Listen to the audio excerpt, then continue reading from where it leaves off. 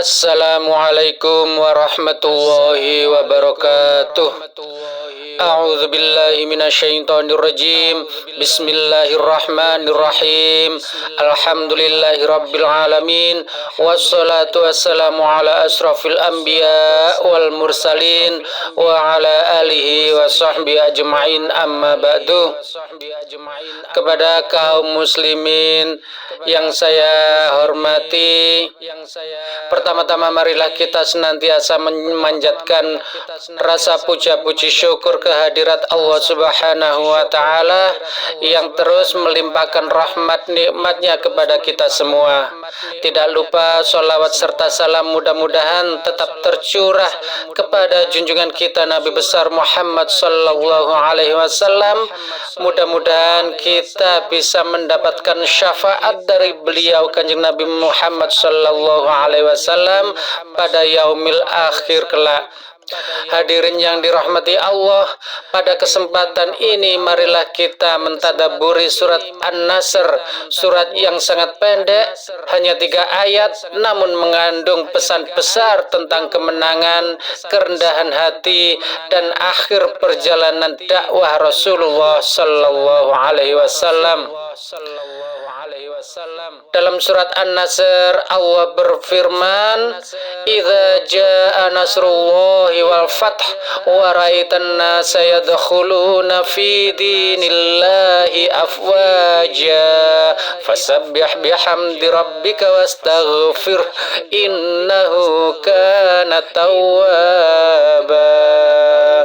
Artinya, apabila telah datang pertolongan Allah dan kemenangan, dan engkau melihat manusia masuk ke dalam agama Allah berbondong-bondong, maka bertasbihlah dengan memuji Tuhanmu dan mohonlah ampun kepadanya. Sungguh Dia Maha Penerima Taubat. Al-Ayah, Sadaqallahul Azim. Pada ayat pertama berbunyi, "Idza jaa nasrullahi wal fath." Apabila telah datang pertolongan Allah dan kemenangan. Hadirin sekalian, ayat ini mengingatkan kita bahwa setiap kemenangan sejati datangnya dari Allah, bukan semata-mata karena kecerdasan, kekuatan, atau strategi manusia. Rasulullah Shallallahu Alaihi Wasallam berdakwah selama lebih dari 20 tahun, menghadapi caci maki, boikot, pengusiran, bahkan ancaman pembunuhan. Namun Allah tidak menurunkan kemenangan secara instan, karena pertolongan Allah selalu datang pada waktu yang paling tepat, bukan tercepat menurut manusia. Pelajaran yang harus kita pelajari dari ayat ini, jangan putus asa ketika usaha terasa lama. Jangan sombong ketika hasil mulai terlihat, karena kemenangan tanpa Allah hanyalah ilusi.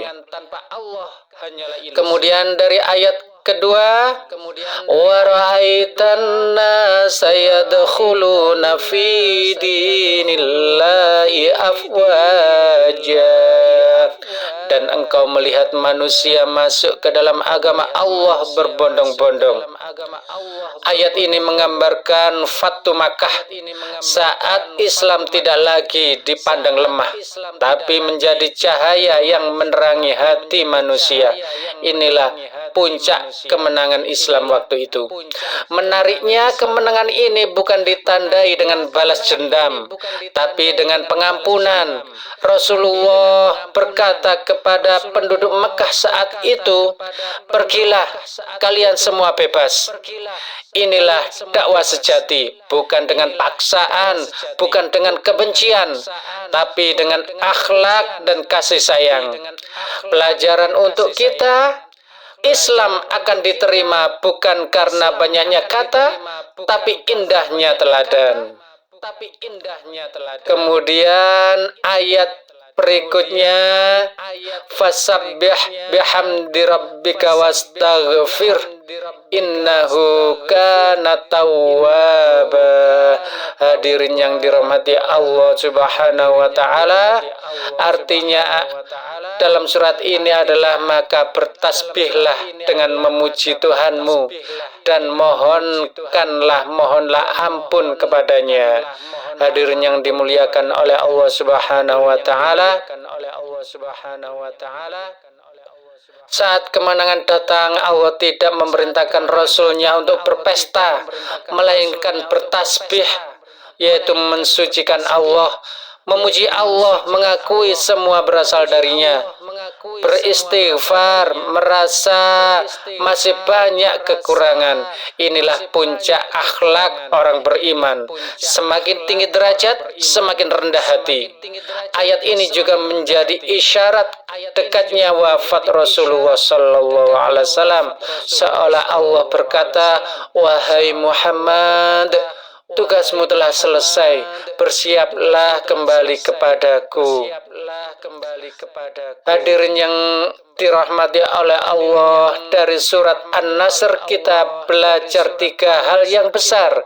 Yang pertama, pertolongan Allah pasti datang meski terasa lama. Pelajaran yang kedua yaitu kesuksesan sejati mengundang manusia pada kebaikan. Dan pelajaran yang ketiga yaitu akhir dari keberhasilan adalah sujud dan istighfar. Jika hari ini kita diberi sedikit keberhasilan dalam usaha, dakwah, keluarga, atau media sosial, jangan lupa perbanyaklah tasbih dan istighfar, bukan kesombongan.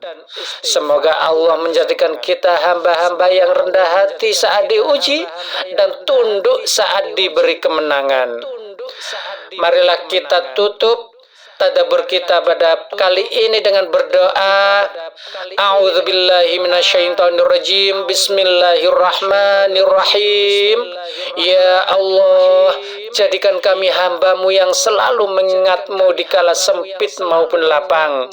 Ampuni dosa kami, terimalah taubat kami, dan wafatkan kami dalam keadaan husnul khotimah. Amin amin ya rabbal alamin. Demikian yang dapat saya sampaikan pada pertemuan kali ini. Mudah-mudahan ada guna dan manfaatnya. Kurang lebih saya mohon maaf yang sebesar-besarnya. Saya akhiri billahi taufik wal hidayah. Wassalamualaikum warahmatullahi wabarakatuh.